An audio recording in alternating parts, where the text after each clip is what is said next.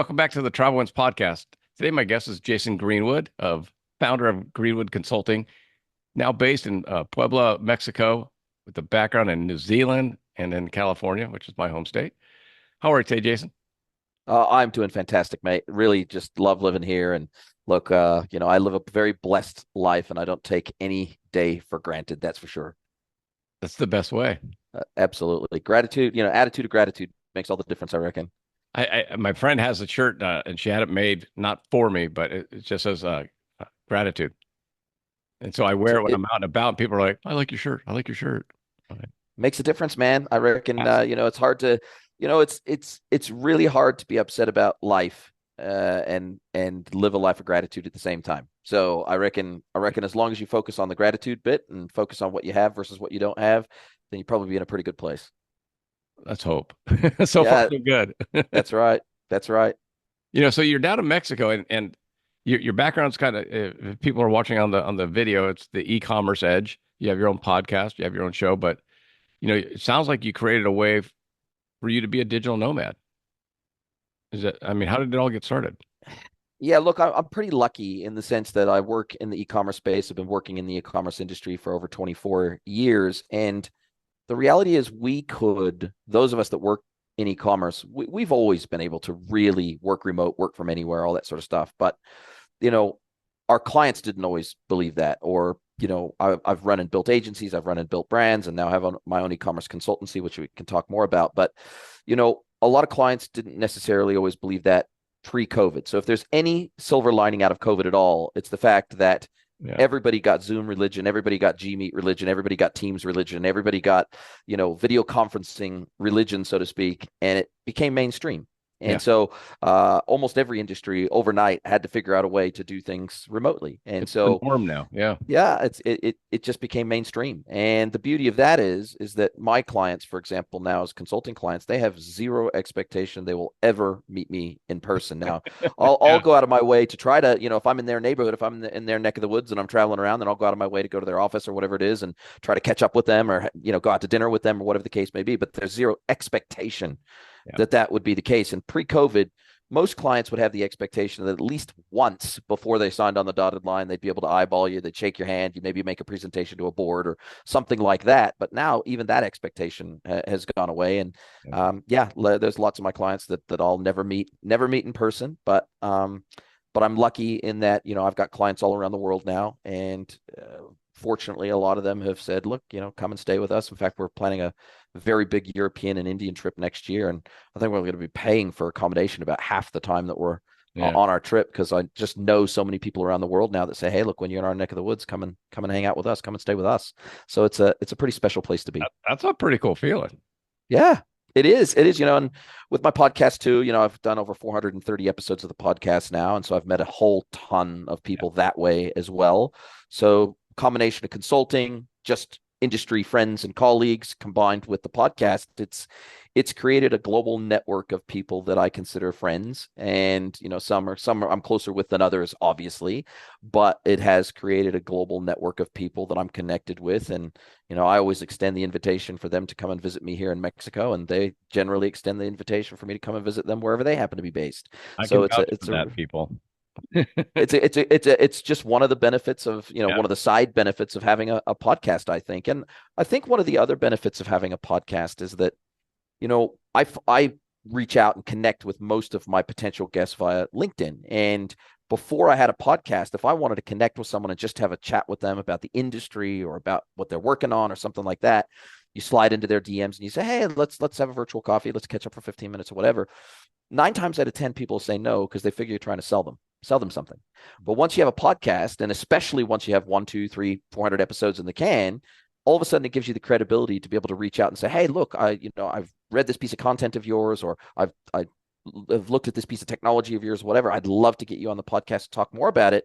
All of a sudden that becomes an easy yes for them to say yes to. And they can go and check out the podcast, see that you're legit, listen to a few previous podcasts, understand the way you roll, all that sort of stuff. So it creates an opportunity for you to connect with people in a way that is very difficult to do any other way. And so it does open doors and open opportunities. And the incredible things that have come out of running a podcast, and I don't do my podcast for the money.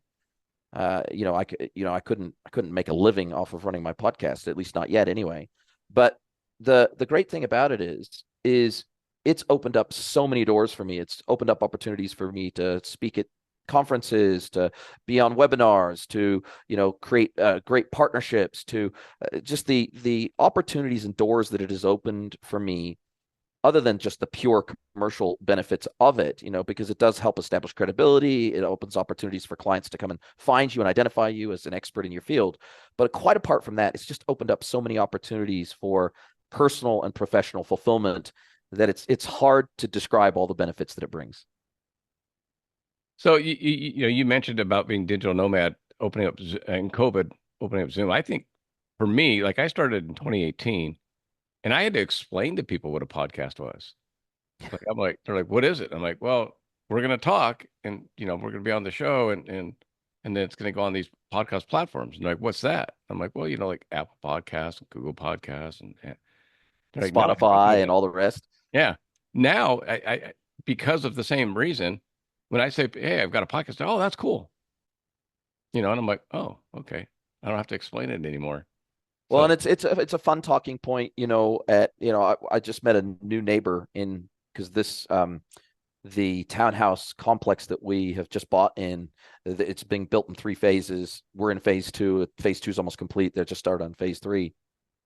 We just met a neighbor from phase 1, and she's got her own podcast, and she makes her living off of it. She's got a cooking podcast, yeah. and a cooking vlog, and or baking. I think it's baking, actually, not cooking. And she works from home, and that's all she does. She's a full-time content creator here in Mexico, and it's incredible. Definitely the opportunity to exercise a passion, share a passion with the world, have that converge with your work, have it turn into an additional income stream, or in some cases a sole income stream. Yeah. Like, this just wasn't possible, really, or wasn't easily possible, even a decade ago. You had some YouTubers that were able to make a living, but that was few and far between. But now there's a lot more niches, and I like the saying, the riches are in the niches, right? That's the reality, right? And I find that your vibe attracts your tribe. And so, kind of almost no matter how far niched down you'd like to go, the reality is that your tribe is out there somewhere, and you just got to be able to find them, identify them, make them aware that you're around and that you're part of their community. And all of a sudden, it's like moths to a flame. People are attracted to things that they like, that they're interested in, and they're attracted to people that are interested in the same things as them. That's just the reality of the world. I was saying, like you said, 24 years of e-commerce. That's kind of like the birth point of e-commerce. I'm trying to think back, because that's 2000. Yep. How much you were buying online before that? Yeah, it was very, very early days. Yeah. And what I like to tell people is, at that time, e-commerce was really hard. Almost everything, almost all the technology, the software, the front ends, everything was pretty much bespoke at the time. Lots of websites were being built in frames, Yeah. lots of websites being built in pure Flash, lots of really poor technology at the time. But it was the birth Yeah. of the internet. It was really, really early days. And it was interesting how I got dragged into the industry. A friend of a friend was actually an American living in New Zealand. He had married a Kiwi woman, and he had his own agency in Christchurch, where I was living at the time, which is in the South Island of New Zealand. And I met him. He was looking for somebody to come and help build his agency with him. And I didn't have a background in e-commerce at that point, but I said, sure. I feel like this is the future of kind of everything. I could kind of see the writing on the wall a little bit. Yeah. And I was like, I don't fully understand how the internet's going to change the world, but it feels pretty transformational to me. And it was like, I like buying online. I like the idea of buying online. I don't really like physical shopping. And I'm sure there's lots more people out there like me. And so got into the industry, started to learn digital marketing, started to sell both our design and development and marketing services. And that's where I kicked off my career. And then I decided, geez, why don't I do this for myself? And a friend of mine and we set up our first online store, and ran that for nearly 7 years, sold that in the end, went back into agency land, and that it kind of went from there. So I had experience both working in agencies and having my own e-commerce pure play right from the earliest days of e-commerce, but it was tough. Everything was difficult back then.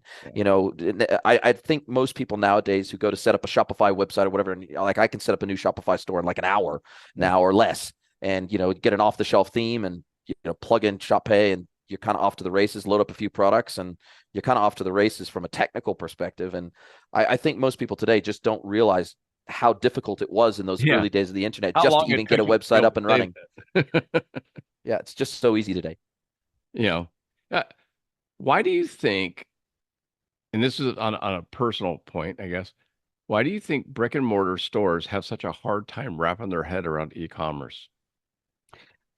I think they have it's certainly from a B2C and D2C perspective, it's definitely more accepted and common and kind of table stakes today than it was even 5 years ago. You'd be Yeah. hard pressed to find any new brand that was starting up today, even if they had physical retail stores.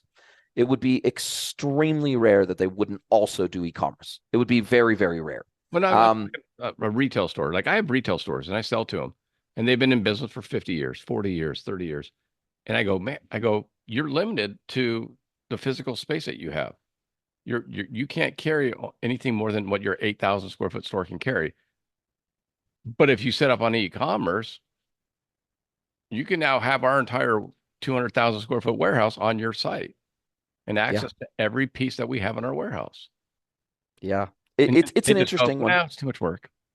Yeah, look, I think it's an age thing. I think it's a generational thing. I think in a lot of cases, and I've niched down, for the first 3 quarters of my career, I specialized in B2C and D2C e-commerce, and I've specialized over the last few years, really niched down hard on the B2B e-commerce side of the industry. But I think that when it comes to retailers, I think just like we see in the B2B e-commerce world where it's still dominated, these B2B business leaders are oftentimes they're, and I can say this because I kind of fit the demographic, male, pale, and stale, right?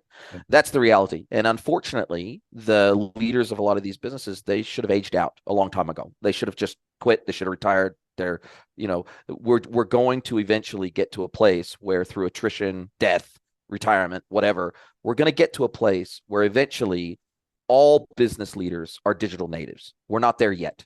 And Yeah. so once we get to a place where all business leaders are digital natives, then that's when kind of everything will change in a very, very short period of time, because it would be very strange. And I'm working with a lot of B2B businesses that are second and third generation businesses, family owned businesses now. Yeah. And the grandchild of the grandparent founder is now taking over, and whether they're taking over the head of operations or CEO or GM or whatever it might be. And it's unthinkable for them to not offer e-commerce services, digital services to their customers because they're digital natives. But, the parents and grandparents don't necessarily understand, well, why do we need to do this? We've never done it this way before. Just want to advertise in Uh, the yellow pages.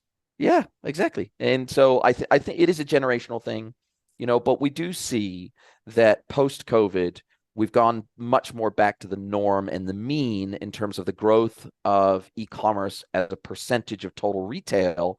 And it's still the reality is as much of as I'm a advocate for e-commerce, and I always will be, we have to take a reality check as an industry and say 70 to 80% of all retail spend is still done in physical retail stores. That's the reality.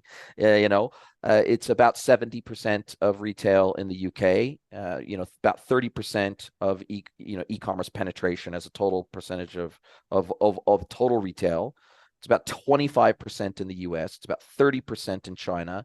It's anywhere from 20 to 30% in the rest of Asia. So the reality is that physical retail is still a very, very important channel for omni-channel retailers, and I don't see that changing anytime soon. E-commerce growth as a total percentage of retail is actually slowing. So year-on-year growth of e-commerce is actually slowing now that we've come to the tail end of COVID, and the online TAM has absolutely collapsed. So we have tens of thousands Yeah. of what I like to call COVID native or COVID born brands that jumped online during COVID when the online TAM, total addressable market, just Zoomed out. exploded Yeah. during COVID. And they found that they didn't build a sustainable business, and they didn't have a sustainable business model. They didn't have a sustainable brand. Yeah. And a lot of those businesses have just gone under now that everybody's returned to physical retail. I, I've told so many of my stores, my retail stores, I have two accounts that are e-commerce only. But I've told my physical stores, I go, the problem, because they're like you said, they're like, oh, okay, we'll try it. And they put a few products online and this and that. And then I go, look, if you ran your retail store that way, it'd go out of business too. Yes, correct, correct. Yeah, if you don't put the same amount of care, intention, love, attention, money, investment, integration, experiential stuff, if you don't have, approach e-commerce with the same intensity that you approach physical retail, you will fail. The reality is that there's tremendous amount of online competition, not just from competing retailers that are omni-channel and have an online store, but also from a ton of digital pure plays that are only online. And then, of course, you've got the behemoths of Amazon and other marketplaces that are also competing with you. So the reality is, if you don't have a defensible brand, if you don't have a defensible product, if you don't have defensible pricing, if you don't have great curate, if you're just a Me Too retailer that's selling other people's stuff and you're not direct to consumer, then you have to really have a very curated range. You have to have a really strong opinion on what products you want to carry and why. You have to be very competitive on pricing. And with the advent of Temu and Shein and all the rest of the onslaught from China that's direct to consumer from China, you're going to be in a very, very difficult position. And what I find is that a lot of retail brands and B2B brands for that matter, they're so out of touch with how fast the overall industry is moving and how fast consumer sentiment changes and how fast they will change their allegiance to online brands that they can get great deals from and great products from, that in many cases they just simply cannot get those products locally. They can't buy them locally. This backdrop behind me is a perfect example of that. I can't go and get that. I can't go and buy this backdrop physically, right? So I bought through a company called AnyVoo. They're probably one of the most famous, podcast background designers, full stop, in the United States, and they're a pure play online business. They don't have a physical retail store, and they ship globally. They shipped right to my door here in Mexico. In fact, this just arrived today, and they're absolutely cleaning up. But this is the kind of thing I can't go walk down to the corner store and say, can you make me up one of these and print it off for me? No, they don't do it. So yeah, the market is changing very, very rapidly. Buying motivators are changing very, very rapidly. Consumer experience expectations are changing very rapidly. And, the default for many people is Amazon. Even here in Mexico, I do probably 80% to 90% of my retail shopping online on Amazon because of the range and the fact that I can trust that when they say they're going to get it to me, they'll get it to me. And if I have any problem, they'll deal with it straight away. So yeah, retail's going through a crucible moment. That's for sure. I totally agree. Because I deal with it. My retail stores are like, you can't buy online. You got to go to store. And I go online. I go, if I need printer ink for my Canon printer, do I go to Office Depot and see if they have it in stock? Or do I go on Amazon? It gets delivered that day or the next morning for free with my Prime. And I'm done. Like, I don't have to drive. I don't have to park. I don't do any of that. It's like, I go, how do you beat that? And you can buy off of multiple vendors. I might have 20 items in my cart, on Amazon, but that's 20 different vendors selling through Amazon. I've got one unified cart, one single payment. I've got Prime too. So I always, whenever I do a search on Amazon, the first thing I filter for is Prime, free delivery. First thing I do, then I filter by 4 stars or better, so I can go and I can immediately look for the best quality products that are going to get delivered for free. They're going to get delivered quickly for me. I can look at the product reviews online. You don't have access to product reviews in store. And Yeah. oftentimes if I'm going to go and shop in a physical retail store, I'm still online. I'm still comparing prices online from my phone while I'm in the store. I'm looking at product reviews online while I'm in the store, even if I ultimately end up purchasing in the physical retail store. So there is definitely a showrooming effect going on at Yeah. physical retail where I'm going to check and I'm going to see, can I get this cheaper on Amazon or through a local D2C website than I can in this physical retail store? And maybe if the physical retail store is close in price and I can get it right then and there, Yeah. then I'll buy it right then and there. I was speaking at a conference earlier this year, and we were in Phoenix, and then we took a wider road trip down. My wife had never been to California before, so we flew down to California, San Diego, and drove all the way up to Malibu. And I wanted to buy a replacement laptop while I was there. And so went to Best Buy. One of the local branches didn't have it. So I jumped online. I found out which store physically had this item in stock that I could walk in and actually buy it over the counter. And so there are some times where physical retail is still very important, especially when you're time pressed. And I was only going to be in that place for a day, and I wanted to be able to walk in, pick up the thing, and walk out the door. So in some instances, physical retail is still very, very important, but increasingly people will at least compare with their online options while they're in that physical store. And I think a lot of retail brands and a lot of retailers still don't quite understand that yet. I think, well, they are starting to, because one of my stores takes out all their UPC codes and all the style numbers out of the products and says, Yeah, and look, I think, I think that's maybe a short-term solution, but the reality is, if I walked into a retail store and they did that, I'd turn right back around and walk straight back out again, just out of spite, because I think that, if you're a retailer that's trying to lock me into buying through you, or you're trying to make it hard for me to compare, or you're trying to make it hard for me to do that showrooming effort or do my own research. I'm not going to give you my business. I'm not going to give you my money. So, they might think it's protecting them, but it's very short-term thinking, right? it's And wrong. Because they uh, have customers that come in and try on the boots and spend an hour working in the store and trying that boot on, and they literally go on their phone yeah, and go, "Oh, I can get that's the boot I'm trying on that I know fits in this size. I can get for $50 cheaper if I go xyz.com." You know, well, and Google now doesn't even need the UPC code. It doesn't need the serial number. You just take a photo of it and then you put it image into search. Google Lens, and Google Lens will tell you what that product is, and it'll tell you where you can get it, and it'll tell you everything about that product. So the reality is, these people are so tech averse that not only are they trying to fight a rising tide of digital services and e-commerce, but they're also fighting against AI. They're also fighting against, well, they're fighting the entire, Everything. they're fighting absolutely everything technical. It's like they want to go back to the days when it was horse and buggy, right? I'm sure the horse and buggy manufacturers weren't too impressed when the Model T came along, right? That's But what I tell. I tell you, people. I tell my story. I go same way. I go. You used to advertise in the yellow pages. Like, I mean, that's what you did. It's like, yes, and you don't do that anymore. I hope. yes, You know. yes, So I go. The record players, the people that made records, they're really pissed off right now. yeah. And then Eight track tapes and cassette decks and well, everything else along the and way. CDs even, right? I Yeah, mean, CD usage is way down because streaming is just the way. I mean, like you said, the digital natives, they don't buy things anymore. They just stream it. correct.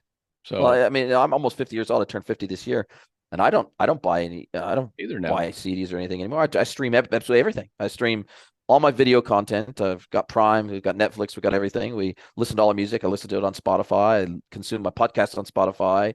It's my wife. My wife's quite a bit younger than me, and she likes to say that I'm easily as good at social media as she is, if not better, because I'm producing content every single day to distribute through social media. And so I live it, I eat it, I sleep it, I breathe it. And so put out the podcast on video on YouTube and Rumble, and then of course through audio through all the different podcast channels. And then now I've just subscribed to HeyGen, which is an Gen AI platform, and I now have Spanish language channels for my podcast across all the different channels, and it automatically translates Okay. both my speech as well as my guest. It does voice sync, lip sync, and face sync. It literally looks like me and my guest are completely Speak Spanish. speaking 100% natively in Spanish. Now, I looked at HeyGen a year ago, and at the time the cost was There. so high. I released 3 roughly 1 hour episodes a week of my podcast, and it was going to cost me. I did the calculation at the time. It's going to cost about $20,000 a year to translate all of my podcast episodes into Spanish. They now have an all-you-can-eat plan. Just got released, $69 a month, all you can eat.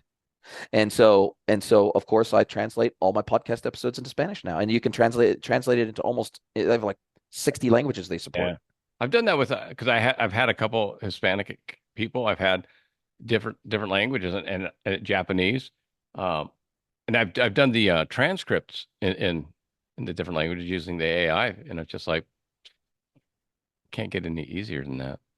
Well, and I use a lot of AI based technologies. I use Descript for the raw editing of my podcast. I use a platform called Write Blogger, which takes my raw YouTube videos, and because YouTube behind the scenes creates transcripts for all the videos, Yeah. this platform connects to YouTube, it pulls down the transcript, and then it auto generates blog articles based on your own content, your own voice, your own style, everything. And it gets me 70 to 80% of the way there. I go and I tidy it up, make sure the names and spellings and brands are all correct. And then I push that up to my website blog, and then I embed the full video of the podcast in the bottom of the article, so that way if they want to see the whole video they can. But it's very easy for Google to index all that beautiful text-based content in my blog. So it's a flywheel effect, and I think if you don't keep up with it, the brands that are struggling to even understand e-commerce and embrace e-commerce, they're just gonna get further and further away as they continue to bury their heads in the sand. Their life is going to become significantly more difficult, particularly as AI starts to take over more and more customer experiences and personalization, et cetera. They're just going to fall further and further behind, and they're just going to become more and more irrelevant as a brand. And I think that's a little bit scary, but if you're not close to retirement, I think you have to be looking at technology. You have to, and you have to stay up with it, whether you like it or not. Otherwise, go and work for a bank. Otherwise, go and work for somebody that gets it, right? Because, if you're a brand and you're running brands and you're not tech savvy, if you're not a digital native, or at least trying to be, Yeah. you're going to increasingly struggle to survive in this modern world. That's just the reality.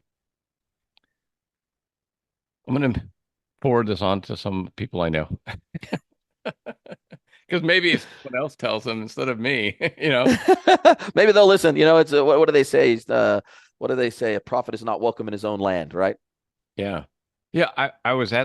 So I worked the rodeos, right? I worked the rodeo in Las Vegas, and there was a store, it was a boutique store. And they have a physical location in Texas, but they were there at the rodeo. And they go, man, are you, what, what's your Instagram handle? And they're like, oh, we don't have an Instagram. And I'm like, it's free.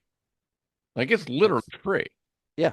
And I'm like, why? And they're like, well, we don't have the time to take I go, for what?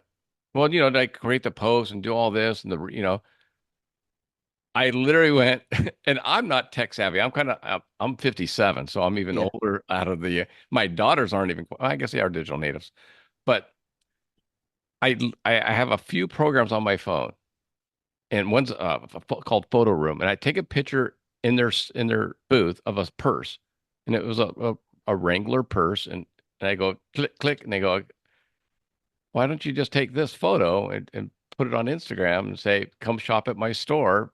Or come visit us. We're at the rodeo here. Yeah. Come and visit us, booth number 36 or whatever it is, and come Yeah. say hi. And they go, well, yeah, I guess we could do that. And I go, well, yeah, but we don't know, like neither of us are good at typing. I said, well, here's Chat GPT, and Put I go, something in there and ask it to write something for you. I did. I said, write a social media post for a Wrangler bag using, multicolored wool.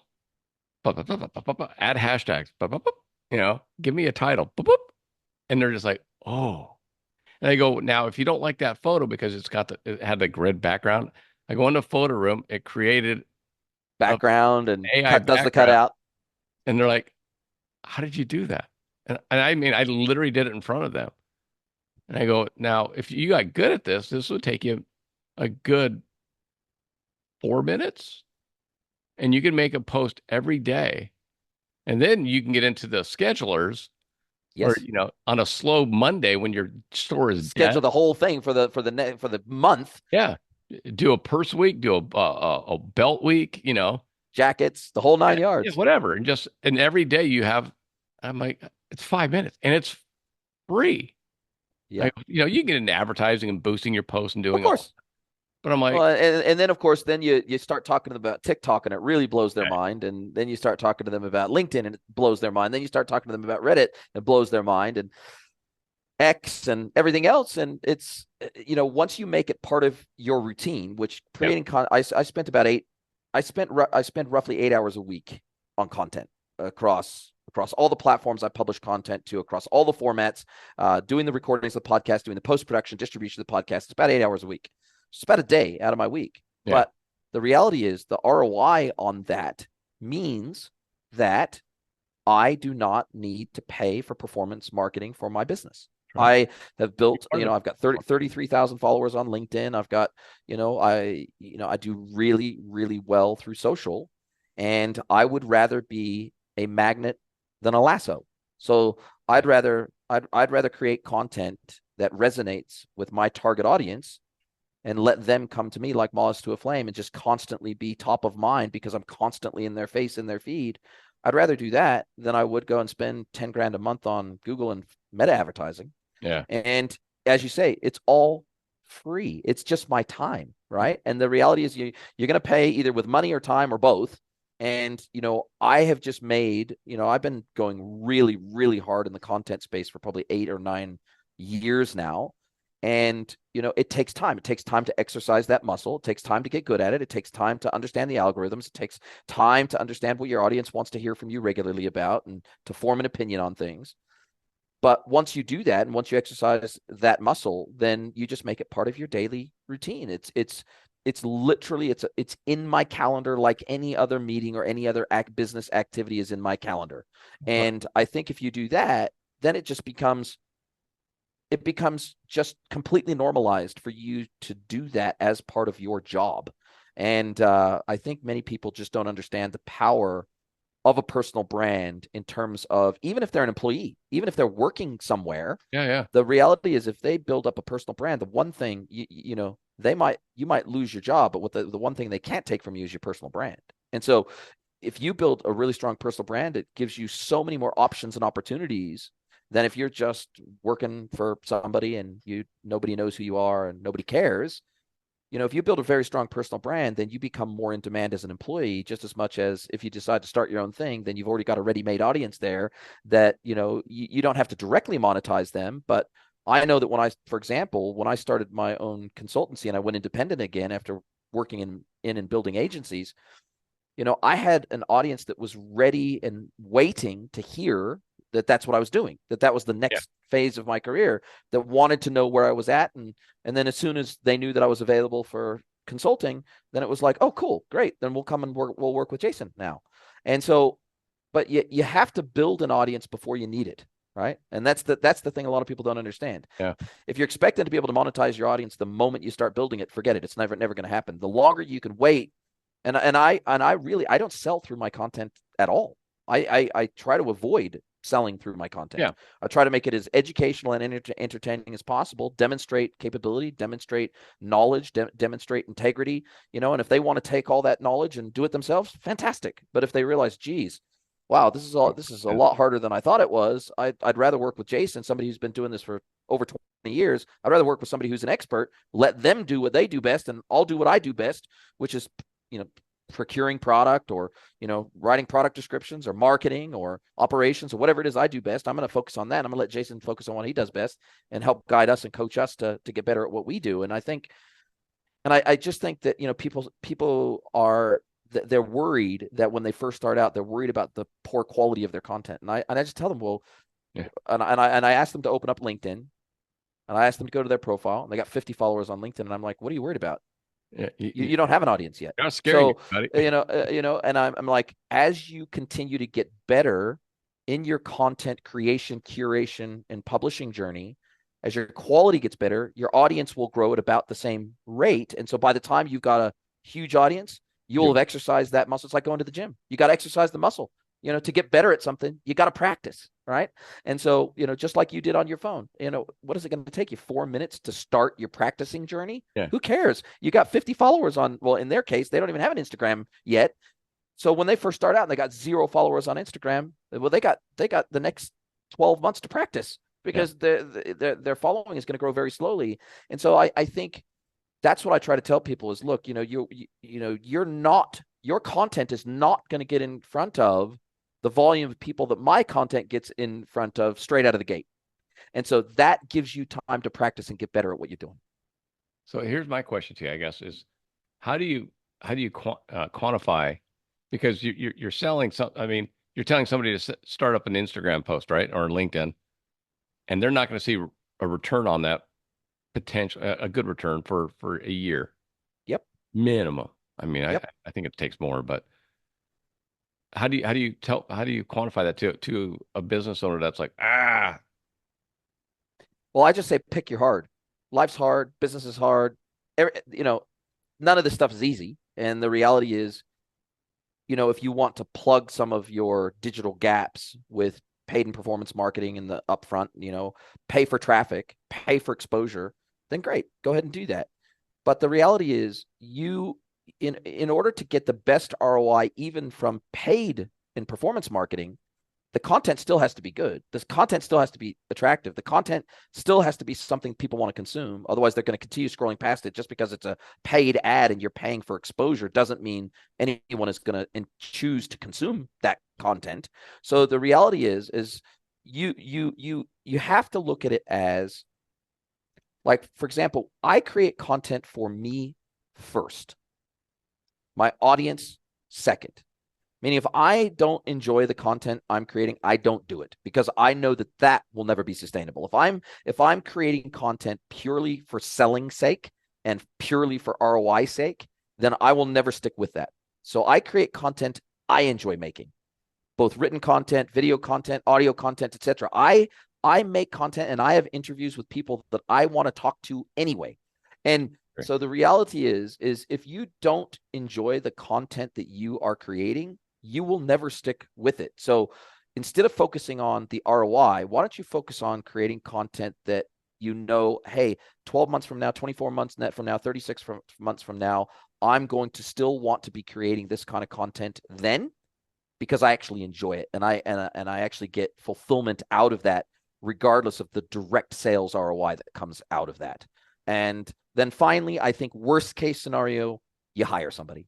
If you just really just cannot stomach creating content, if you just cannot stomach being the face There's of people your out there own that'll do it for you. of your own brand, then go and hire somebody to help you. Go and hire somebody out of high school or just straight out of university, or hire a digital native to come and help you, or at least guide you, or work with social media influencers who can help create content on your behalf, so that you can get the hang of this thing without having to do it directly yourself.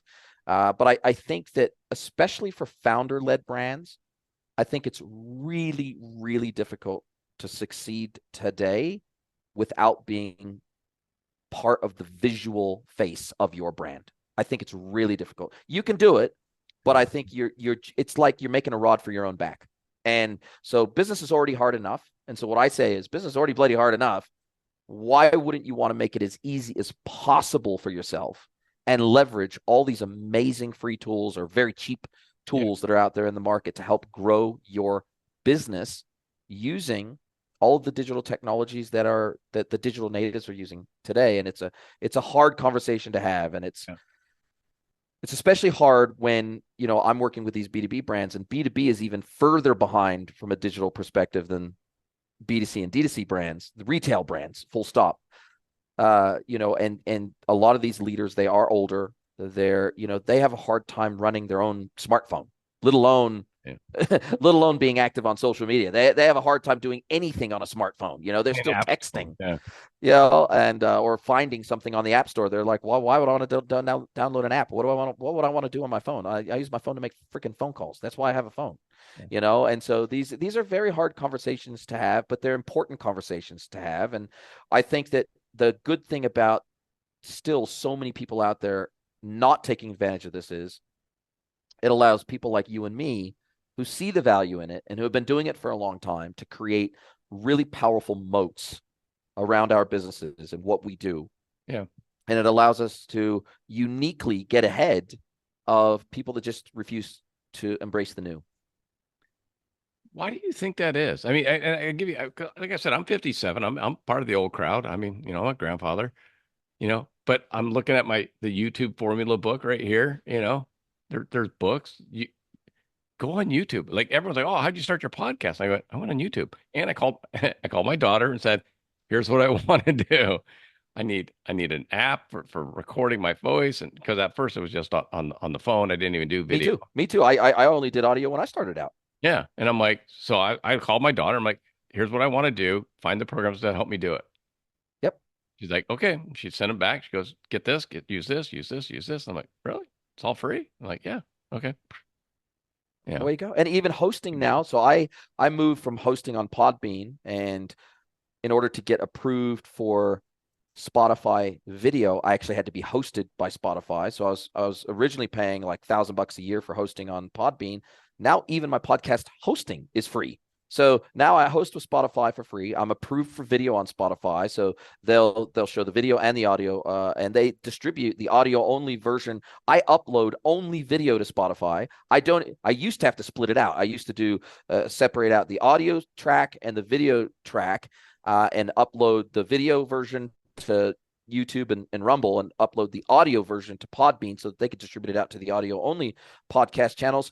Spotify does that for me. I only upload the video to Spotify, and they distribute the audio track to all the other audio channels out there, including Apple Podcasts, etc. And it's one less step for me to have to do in the post-production process. So, and there's zero cost to that.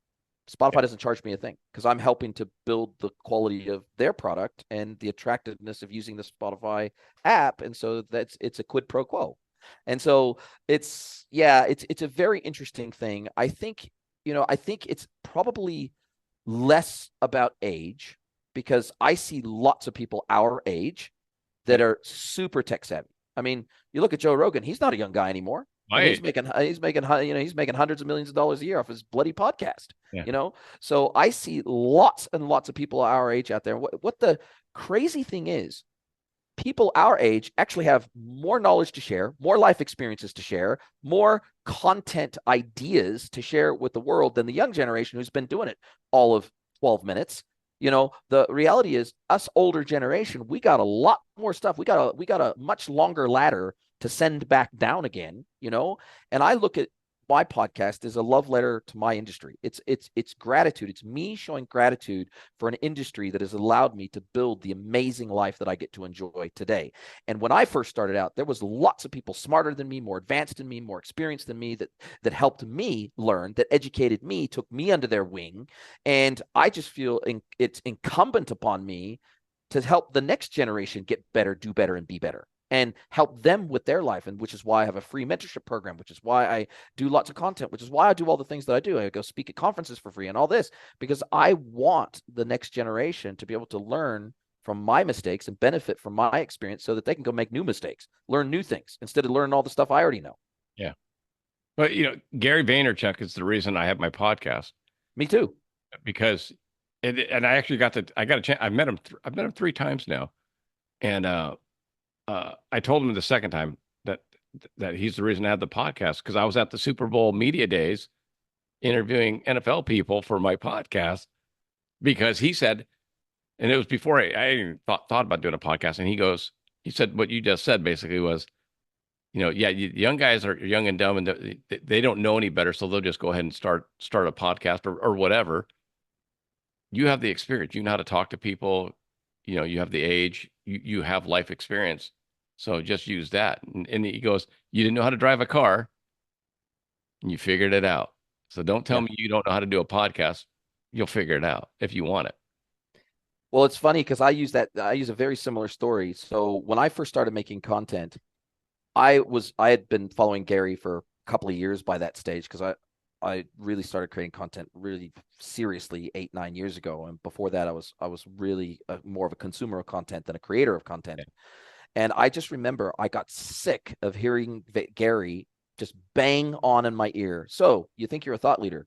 Well, why don't you put your thoughts out into the market and let the market decide whether you are or you're not? Yeah. And so I just got sick of him kicking me in the ass with that statement of him just constantly banging on about, oh, right, you're a thought leader. Okay, cool. Well, why don't you put your thoughts out there and let the market decide? And it was like, okay, Gary, I get it. I got to start making content. And that was, he was, whether you like him, love him, hate him, whatever, the reality is, I think he single-handedly has helped to create the industry of the modern content creator. The whole document, don't create, the whole clouds and dirt, the whole, go and get your own D-Rock. The whole thing is, he has had a massive influence on the creator community, whether you like it or not. And he's been saying basically the same shit for 15 years. Literally. He's changed it a little bit, because now he's into his cards and in his garage sales, And and then the NFTs and the whole thing. Yeah. but it's the same mentality. It's just he just found a new product because the first time I met him, I won I won the raffle for a pair of the yellow and black shoes. Ah, yes. Ones. And he did a giveaway in LA, Canada, and I think England somewhere. Anyways, and I didn't have my podcast yet. And I was just like, I don't know what I'm going to do and this and that. And he's like, well, just get started. And I'm like, shit, all right. And then I like I said, I ran into him at the Super Bowl thing. And hey, I just want to say thanks. I know you don't remember me. It's good, but you're the reason I'm here. And he's like, what do you mean? He's like, so you run between him. It was cool though. It was nice to. Yeah. Yeah. Well, I think he has had a dramatic impact on many creators. And I think he puts genuine good vibes out into the market. And I think yeah, look, I think his intention is good. And, he's very energetic. He's a little bit overpowering and overbearing and all that sort of stuff. So you might not like his personality. You might not like his swearing or whatever the case may be. But, he is not a guy that says, do as I say. He's a guy that's saying, do as I do. I'm here. I'm doing it every single day. I got 25 people on Team Gary V alone, Yeah. just helping me with my personal brand, helping me slice and dice and distribute and record my entire freaking daily routine, practically from the time I wake up till the time I go to sleep.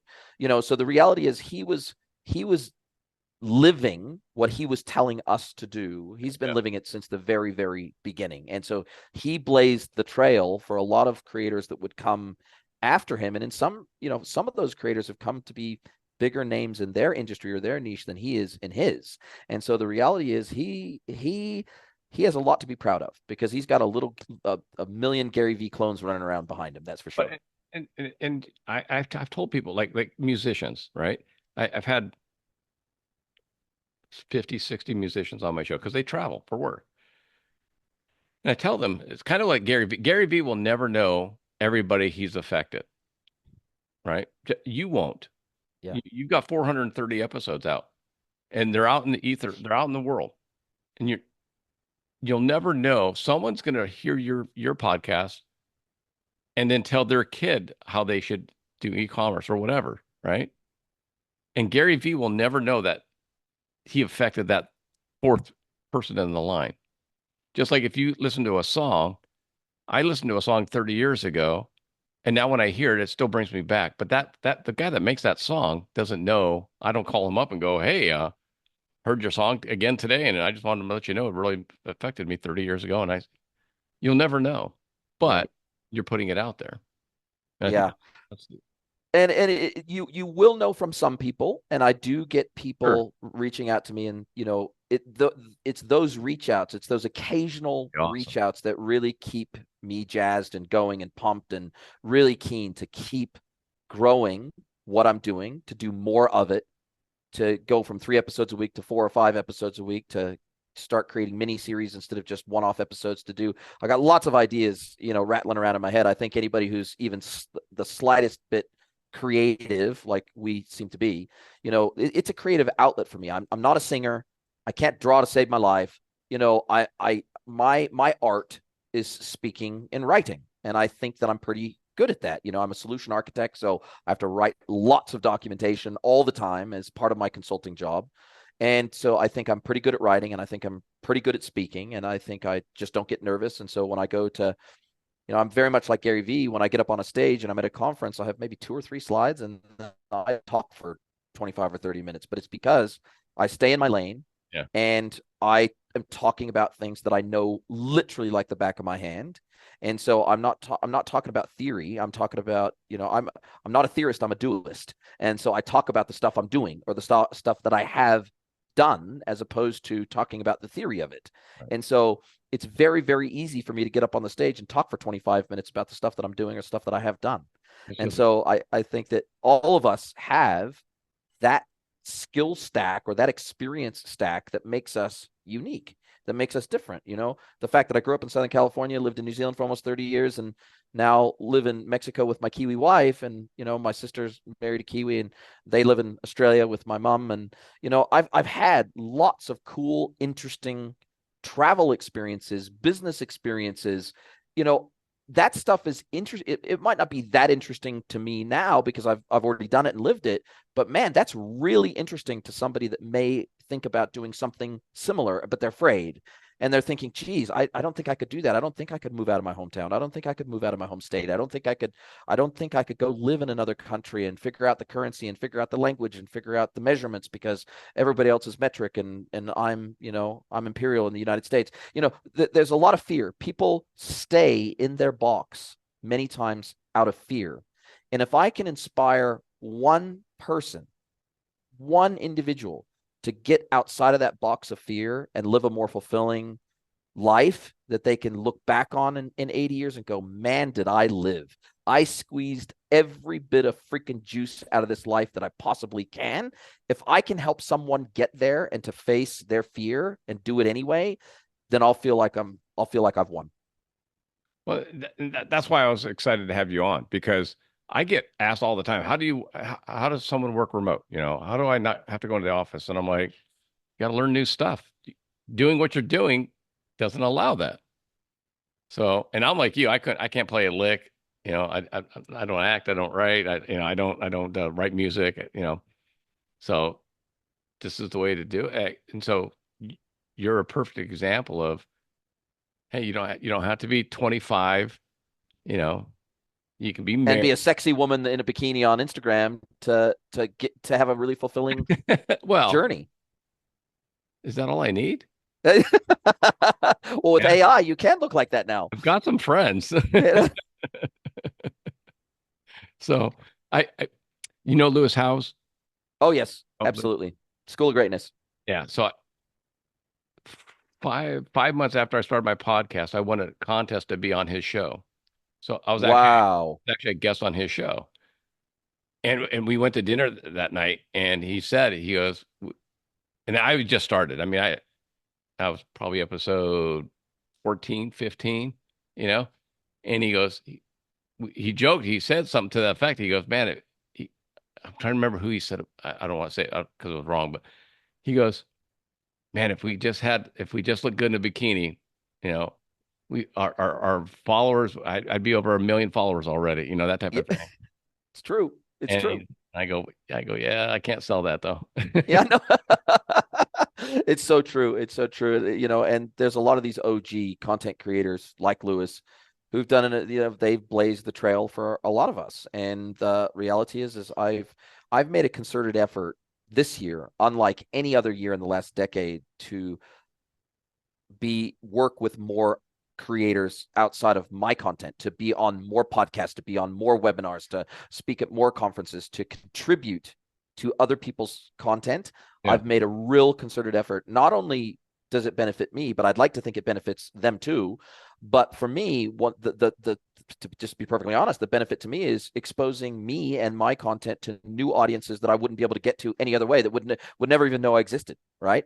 And so it is a you know, there is this virtuous cycle. I think I like to give a platform to people that wouldn't otherwise be able to have one through my 430 episodes of my podcast. A Yeah. lot of these people, they don't normally create content. And oftentimes I'm the very first podcast they have ever been on. Yeah. And so they're like, wow, this was easy. This was cool. This was fun. I think I'm going to do more of this. And I'm like, I think you should, Yeah. because you got a lot of cool information and knowledge to share with the world. And I think the world needs more of that. And I do get asked pretty regularly, are you worried about AI? Are you worried about, you know, this new Google one with the Google AI, where you can basically just give it a topic and it will create a 2-person full blown video podcast off of you just give it a topic and it'll create a 2-person topic with full blown human looking avatars. And I get people asking me, you know, are you afraid of what AI is going to do? And yeah, okay, there are risks with AI. There's no question about that. I think there's more existential societal risks to that than any threat to me directly or personally. But for me, this stream of consciousness that you and I are having right now, I think that's it. We're a long, long, long way from AI being able to do that. I think there's AI agents that you can already have that can scan your content and understand you, and it becomes searchable and interactive. But I think this pure from scratch stream of consciousness kind of conversation that humans are really great at having, I think AI is a long way from being able to do that believably and really, really well. And even at the time that happens, so let's say within the next 5 years, we can have our two AI avatars go and we can book them in and they can have a conversation with each other and it'll look and sound just like us based on our knowledge and history of our own content. Then all that's going to happen at that point is that live events and activities and shows are just going to skyrocket in value even more than what they are now. So Yeah. I know that one of the reasons why people like to come and see me speak at conferences is because they've been exposed to my content. It's like us going and see Gary V live, right? Yeah. We know all of his shtick. We know we know 99% of his stories. We've seen him tell them 1,000 times before on his podcast or whatever. But I still like going and seeing the guy in person, and I still like having that physical proximity and the energy of physical proximity. I don't think that's going to go away anytime soon. AI is not going to be able to recreate the vibe of physical proximity anytime soon. And I'll just start doing more live stuff at that point. I have a few things. My take on AI is one, the genie's out of the bottle. Yeah. I mean, it's just like the internet. I remember emails. Yeah. I remember cell phones starting, and I was like, "Oh, that's so cool." And then it was like, "Oh shit, they can get a hold of me any day, anytime I want now." That's not good, you know. Yeah. Yeah. You I know, know. emails the same way. It's like so AI is out. There's no you can't put it back. And it's just like the people that fight. Well, I still advertise in the yellow pages. It's like, well, okay, well, how's your record player doing? I mean, Yeah. You got rid of that and it yeah, didn't scare you. well, And it does. Yeah, you switched to CDs and that yeah, didn't scare you. You switched to streaming and that didn't scare you. So switching to AI shouldn't scare you either. yeah. And I 100% agree with you. Like the people I've had on my show, AI is going to only have a facsimile of what they've experienced in real life versus, talking to Steve Stevens and he tells me the story of how he wrote the Top Gun theme song one night after recording a Billy Idol song. That's not going to, I mean, how do you AI that, you know? Exactly. You So, don't. And I think AI is really, really amazing at helping us repurpose our own content across different formats and styles and channels. And I use Opus Clip to create the short promo clips that get uploaded to short video platforms. So AI is fantastic at helping us repurpose our own content and our own original thought, but creating that original thought from scratch. And all the major AI players have already said that when AI is trained on AI generated data, within 1 to 2 generations, the output is completely unusable. yeah, So the reality is all AI as of today has to be trained on stuff you and I produce. yeah. That is the raw material that it They'll needs. always need new raw material. Yeah. And from human beings, because at least as of today, the training material that AI produces is rubbish. And hallucination is still a massive problem. There are AI continually gets stuff wrong, but it'll have you believe it's completely real and truthful and accurate. And so I think if you can't challenge AI based on lived experiences and objective truth, then we got bigger problems societally than just AI. Yeah. The reality is, I when I'm talking with somebody human, I can tell when they're lying. I can tell when they're bullshitting. One of my first jobs was selling freaking cars. I can read people like a book. You have to, right? If you're in sales of any description, or if you're running your own enterprise of any description, you got to be able to read people. Otherwise, you're not going to be in business for very long. And the reality is that I I have that same sixth sense about most AI content. Yeah. And you run across AI generated content and comments Sure. and everything else in social media every single day, and it's completely transparent and it's complete shite. Yeah. So the reality is that that's unlikely to change anytime soon, and AI is still going to need us much more than we're going to need it for the foreseeable future. Well, I agree. And what you said earlier too was I use AI for descriptions and this and that, probably 80%, because I always have to go through and clean it up and I don't like that. Let me change that. But if it can do 80% of the writing and just help me clean up, then I'll just clean it up, you know. And now I find it's almost I'm always going backwards. Like Mhm. I'll make shorter content clips and just do two sentences instead of making it all flowery and all that. Well, and like you hit the nail on the head with Write Blogger. I measured how long it took me to write a from scratch blog article from a video from a long form video. How long did it take me to write a complete blog article from scratch? Took me about an hour. Using Write Blogger to start to give me the base that I then edit from, I've got it down to 7 minutes. So that it's a pretty dramatic impact. It's a pretty dramatic head start to go from an hour down to 7 minutes, right? So I still have to go through and tidy it up and do the last 20%. But man, that really, I think AI augmented humans are going to beat non-AI augmented humans. We already are. We're already seeing that, right? Yeah. And what we're also seeing is that being able to use AI effectively in our day-to-day lives and figuring out how to intermingle the use of Gen AI technologies into our day-to-day life and into our businesses, that is going to become table stakes in hiring, just like Googling was. Because I'm old enough to remember back in the day when I got applications for people wanting to work in my agency.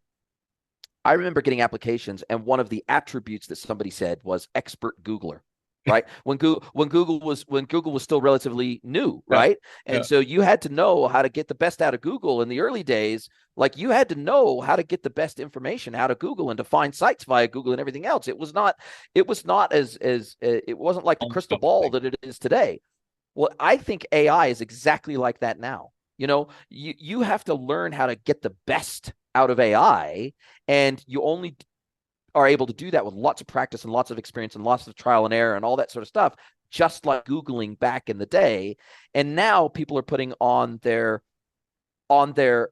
applications AI prompt engineer, AI prompt specialist. That's what they're putting today. That's the equivalent of saying you were an expert Googler back in the day.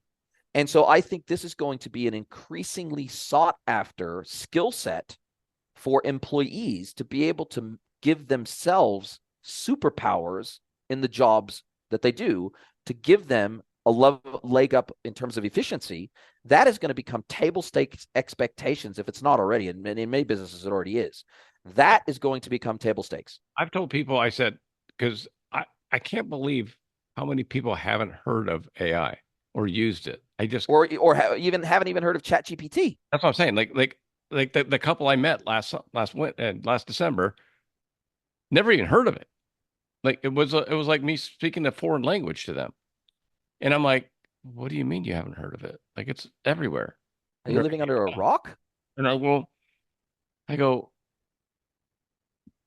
what I've told people is when I show them, because they're just blown away. If you, I, I I live in LA, so the writers were on strike, and I go, and they're like, well, I don't understand. I go, it's all about AI because watch, which I do this on a regular basis to people to explain AI to them on my phone. I go, what's your favorite movie?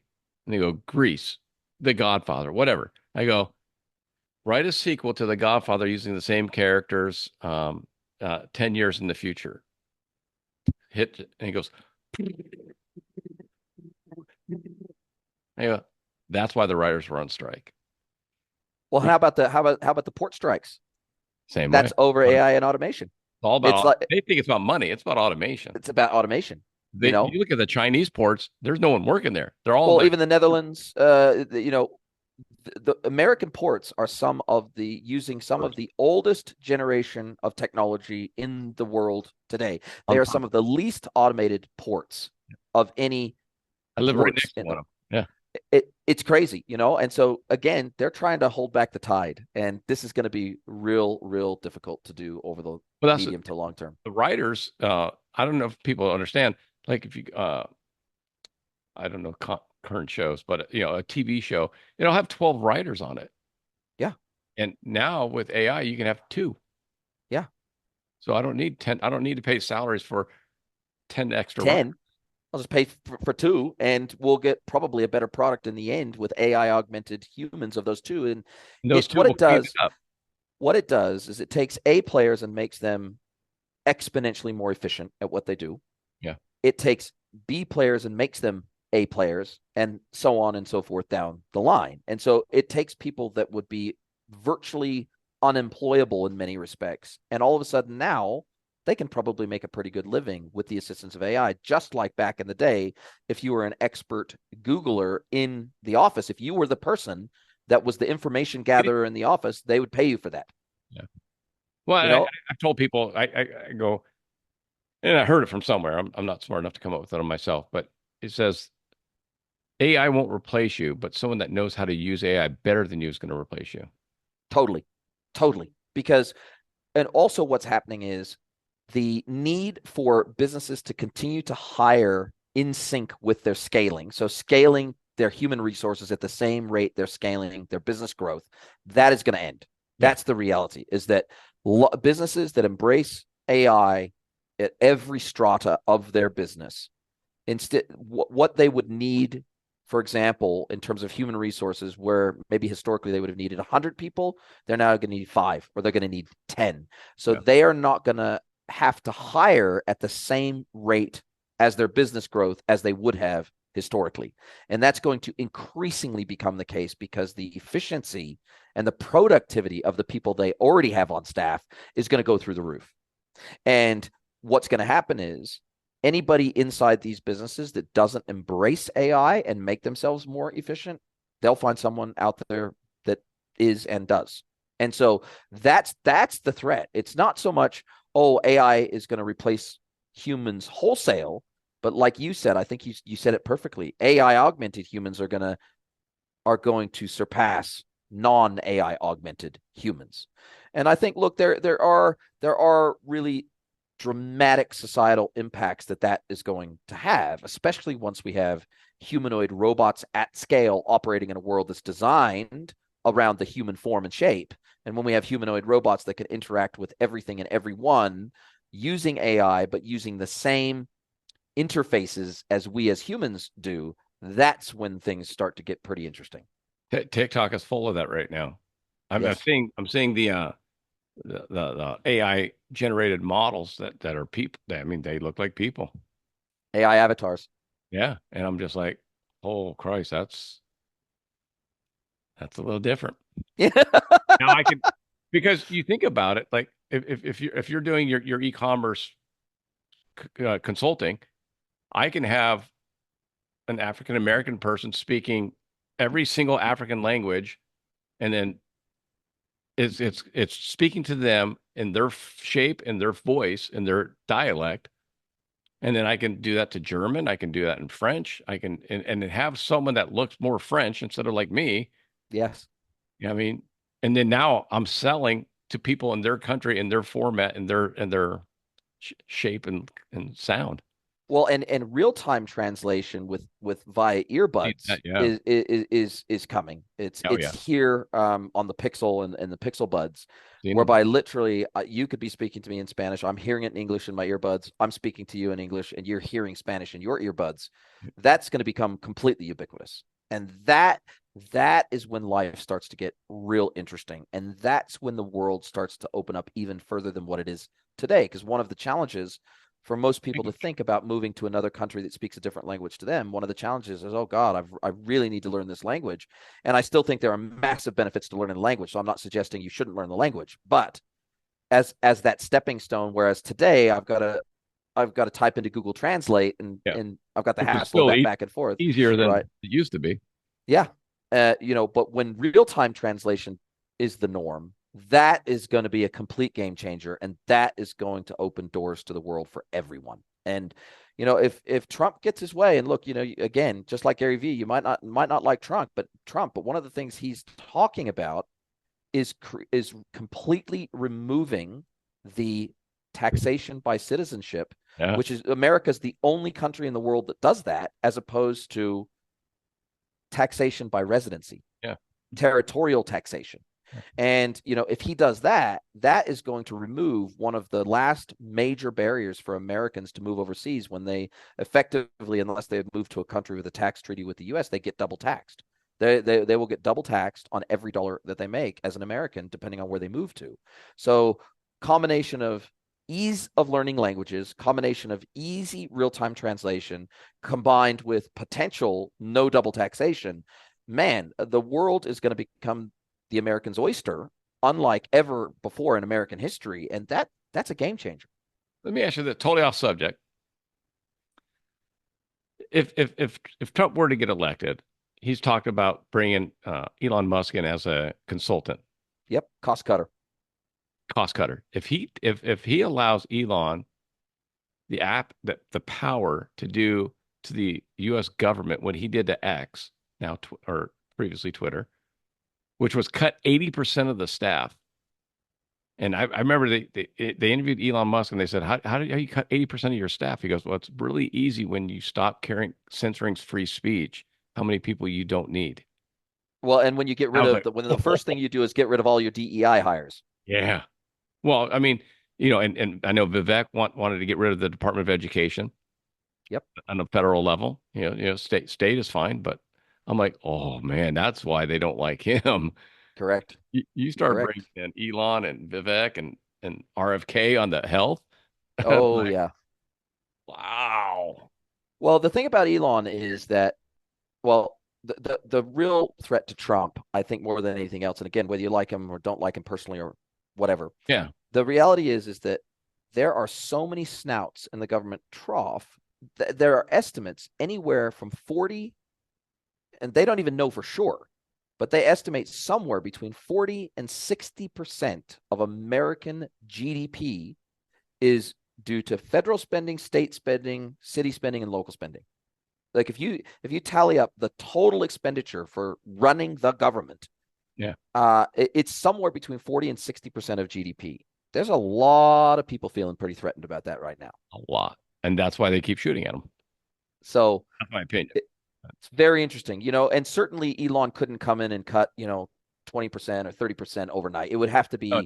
it would have to absolutely have to be 2%, 3%, 4% a year for the 4 years. But I heard him on the All In podcast. They actually I heard him talk at the All In Summit with Jay Cal and the besties. And he said, look, we actually would have to cut pretty radically, pretty fast, because we would only have 4 years to do it. Right. He said, and so he said, I actually believe that if we were to free up that 40 to 60% of government expenditure, we're certainly not going to cut all of it. Maybe you only cut it by 10%, Yeah. or 20% over 4 years. Yeah. Maybe it's 5% a year, every year for 4 years. He said that would actually free up so much human and dollar capital for enterprise, for private enterprise. He said, I believe, based on what I know about running businesses, because he said, right now, my businesses compete against the government. Yeah.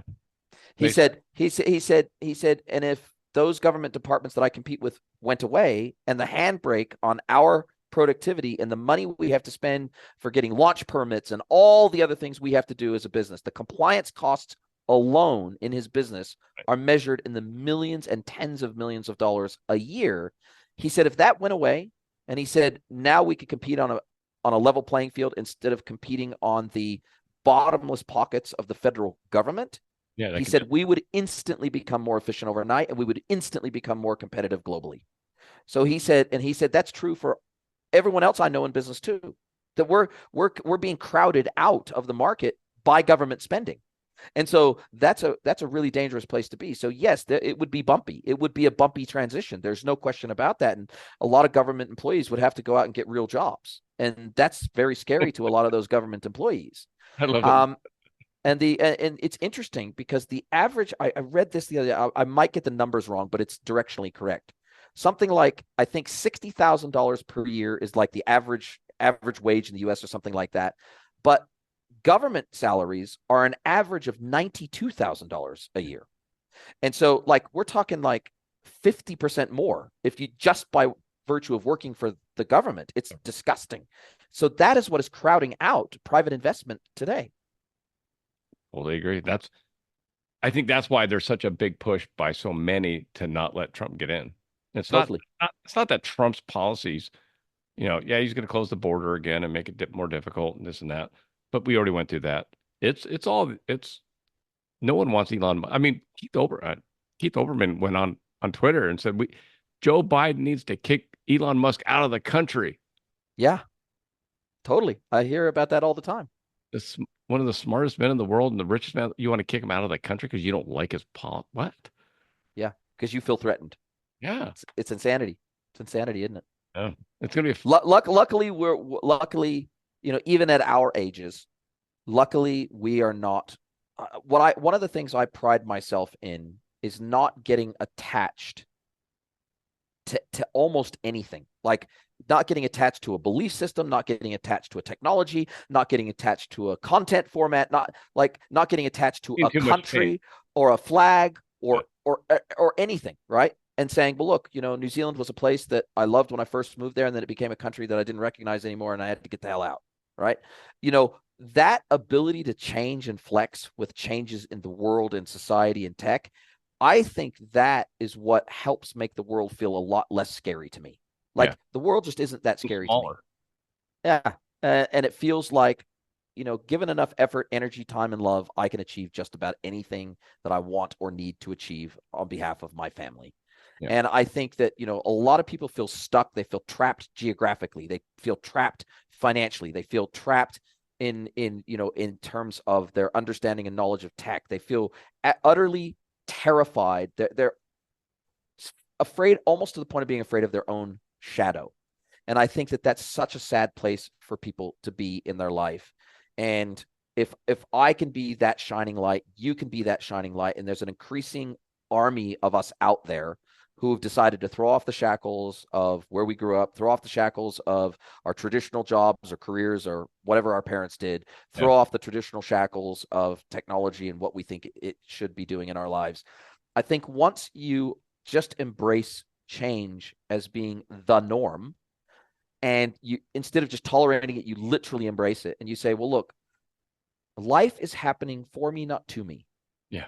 And if you literally, genuinely believe that and live that belief every single day, you put yourself in a position where you're more likely to win than lose. And I think that's really important. I think it's key. Well, Jason, this has been a fun call. I have thoroughly enjoyed it. You're a fantastic host. You're just so cool and chill and laid back and such a natural conversationalist. I think you're really good at what you do. It helps when I got one on the other end. So thank you. I appreciate it. I appreciate it. What's the best way for my listeners to follow you and see what you have coming up? Yeah, the eCommerce Edge podcast on every podcast channel and YouTube and Rumble out there. If they want to follow me or connect with me on LinkedIn, I put out most of my content on LinkedIn. And then, if they want to learn more about what I do as a business, not necessarily that any of your listeners will be in need of my services, but if they are, greenwoodconsulting.net. And I've got all the information on my website about my podcast as well and about my content. And so my website's not just about my services, but it's also about where they can find me and connect with me and all that sort of stuff as well. And since you're digitally able, you're easy to get a hold of. So that's great. Well, all you got to do is Google my name, and pretty much the first couple of pages of the Google results will be, or if you ask ChatGPT about me, they'll hopefully tell you some good things. Exactly. I'll have to check with my Googler. Yes, your expert Googler to look you up. Yeah, your expert GPT person in the business, right? That's it, man. So I loved it. This was fantastic. I hope we get a chance to do it again soon. And I'll tell you what, we'll have to do a pod swap, and I'll have to get you on my podcast. Done.